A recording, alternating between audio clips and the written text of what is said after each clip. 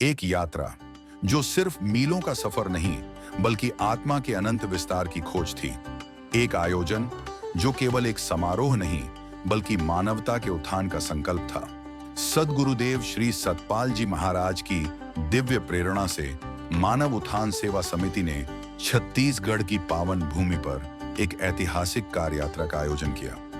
8 अक्टूबर से 12 अक्टूबर तक यह 5 दिवसीय सद्भावना सम्मेलनों की श्रृंखला परम पूज्य श्री विभूजी महाराज की गौरवमयी उपस्थिति में आस्था और ज्ञान का महासागर बन गई। ये सफर था छत्तीसगढ़ के हृदय में, अंबिकापुर से मनेन्द्रगढ़, बिलासपुर से रायपुर और भिलाई तक, जहां हर पड़ाव पर श्रद्धा, संस्कृति और सत्संग का एक नया अध्याय लिखा गया। नन्हे मुन्ने कलाकारों ने अपनी लोक कला और सांस्कृतिक प्रस्तुतियों से न सिर्फ मन मोहा बल्कि जन जागरूकता के गहरे संदेश भी दिए। उनकी हर एक प्रस्तुति परंपरा और आधुनिक चेतना का एक अद्भुत संगम थी। यात्रा का आगाज हुआ 8 अक्टूबर को मां अंबिका की पवित्र भूमि अंबिकापुर से। यहां छत्तीसगढ़ के पारंपरिक छैला नृत्य की गूंज के साथ परम पूज्य श्री विभूजी महाराज का ऐसा भव्य स्वागत हुआ मानो धरती और आकाश स्वयं उनके अभिनंदन में झुक गए हों। और फिर जब श्री विभूजी महाराज के मुखारविंद से ज्ञान की अमृत वर्षा हुई तो हर कोई मंत्रमुग्ध हो गया। उन्होंने कहा, मनुष्य जिस सुख और शांति को पूरी दुनिया में खोज रहा है वह कहीं और नहीं बल्कि उसी के भीतर छिपी हुई है। ज्ञानी वही है जो जीवन के संकटों को देखकर घबराता नहीं बल्कि संभल कर चलता है। 9 अक्टूबर को हरी भरी पहाड़ियों और प्रकृति के अनुपम सौंदर्य के बीच से गुजरते हुए यह यात्रा मनेन्द्रगढ़ पहुंची। यहां भी लोक नृत्य की जीवंत परंपरा ने महाराज जी का स्वागत किया। यहां की धरती से जुड़ते हुए पूज्य श्री विभूजी महाराज ने छत्तीसगढ़ी में जब स्नेह से पूछा, आप बने बने, तो हर हृदय आनंद से भर गया। उन्होंने कहा, जब हम बचपन में अपने गांव जाया करते थे और इतना भौतिक डेवलपमेंट वहां नहीं होता था, एक अजीब सी सुकून और शांति मिलती थी। वो एहसास, बचपन का एहसास हमें यहाँ आकर के हो। यात्रा का तीसरा दिन 10 अक्टूबर मनेन्द्रगढ़ से बिलासपुर का सफर। रास्ते में महामाया मंदिर में शीश नवाने के बाद बिलासपुर में सद्भावना का मंच सजा। यहाँ महाराज जी ने जीवन का रहस्य समझाते हुए कहा, तो आदि गुरु शंकराचार्य जी भी बड़े अच्छी तरह से समझाते हैं। कहते हैं कि बेटा, जीवन में दुख का केवल एक ही कारण है और वो है अज्ञानता।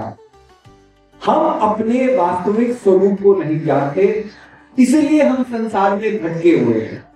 वास्तविक स्वरूप क्या है? हमारी वास्तविक पहचान। 11 अक्टूबर को राजधानी रायपुर ने एक अविस्मरणीय स्वागत किया। बस्त्रियां और गोंडी नृत्य की ऊर्जा और लय ने ऐसा समा बांधा कि यह पल हर किसी के लिए आकर्षण का केंद्र बन गया। यहाँ सत्संग के दौरान उन्होंने गहरा विचार दिया, जब तक मन चंचल है, संसार के द्वैत में भ्रमण कर रहा है, अपने मोह में भ्रमण कर रहा है, ये मन सत्य को नहीं जाने। सत्य को जानने के लिए कर्म करना होता है। कभी कभी कर्म ऐसे कर्म होते हैं जो आपकी आत्मा को पूरा निचोड़ देंगे, आपके अंदर जगत को पूरा निचोड़ देंगे। क्योंकि क्या क्या मैल हमने अपने अंदर छिपा के रखा हुआ है, क्या क्या बैर हमने अपने मन के अंदर छिपा, ये हम भी नहीं जानते। इतनी परछाइयां है लोगों के प्रभाव है, लोगों का गुस्सा हमारे अंदर भरा हुआ है, लोगों की पीड़ाएं हमारे अंदर भरी हुई है, अपनी तो छोड़ो, लोगों की, संसार की। और ये सब निचोड़ करके हमें अपने अंदर से, तो इसके लिए बाबा कोई बड़ा काम नहीं होगा, तभी तो ये चीज परिवर्तित होगी। तो यही है कि अपने आप को पूरा जगाओ। और फिर आया यात्रा का अंतिम और समापन दिवस 12 अक्टूबर, लौह नगरी भिलाई। यहाँ का दृश्य अद्भुत था। मानव सेवा दल द्वारा परम पूज्य श्री विभूजी महाराज को दिया गया गार्ड ऑफ ऑनर अनुशासन और श्रद्धा का प्रतीक था।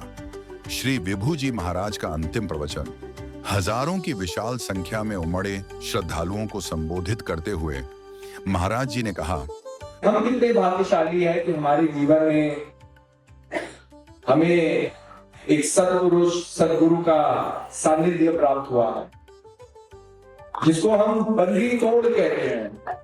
कि वो बंधनों से हमें मुक्त करे। ये 5 दिवसीय यात्रा केवल एक आयोजन नहीं था, ये एक आध्यात्मिक यज्ञ था। ये एक विचार था जो छत्तीसगढ़ की भूमि से उठकर जन जन के मन में स्थापित हो गया। परम पूज्य श्री विभूजी महाराज ने छत्तीसगढ़ के भक्तों को जो असीम प्रेम दिया, वह अविस्मरणीय और अनमोल है। यह यात्रा समाप्त हुई है, लेकिन ज्ञान और प्रेरणा की जो लौ जली है, वह हमेशा प्रकाशमान रहेगी।